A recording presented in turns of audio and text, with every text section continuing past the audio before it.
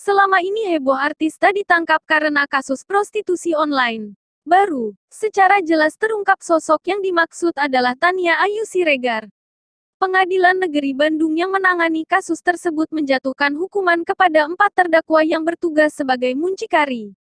Di antaranya Andi Haryanto alias Nuki 28, Ricky Janitra alias Mau, Mariska Rosdiana Permata alias Alona dan Fenty Diasmia Pradita alias Jennifer. Sementara Tania Ayu termasuk ke dalam saksi bersama beberapa orang lainnya. Meski begitu, namanya tidak lepas dari sangkut paut kasus prostitusi online. Berdasarkan keterangan yang dirilis di laman Mahkamah Agung, terungkap kronologi penangkapan Tania Ayu pada Desember tahun 2020.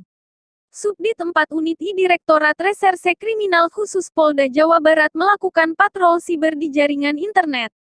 Pihak kepolisian menemukan situs www.bintangmawar.net yang mengiklankan para perempuan.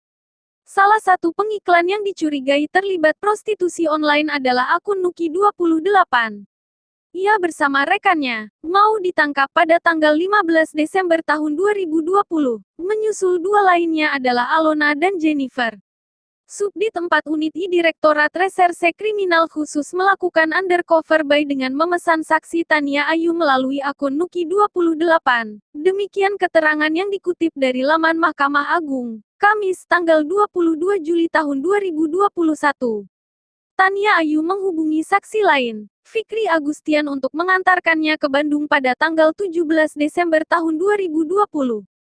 Mereka berangkat menggunakan mobil sang model menuju salah satu hotel kawasan Bandung, Jawa Barat.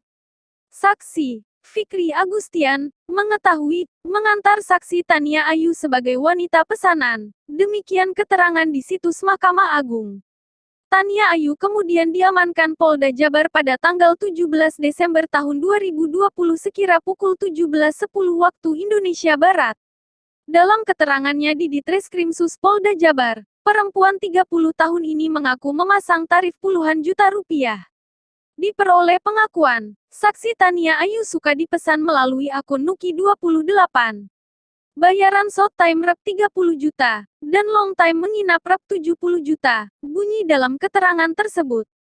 Motif Tania Ayu melakoni pekerjaan ini karena uang. Sebab bayaran dari hasil syuting sinetron diterima 2 bulan sekali.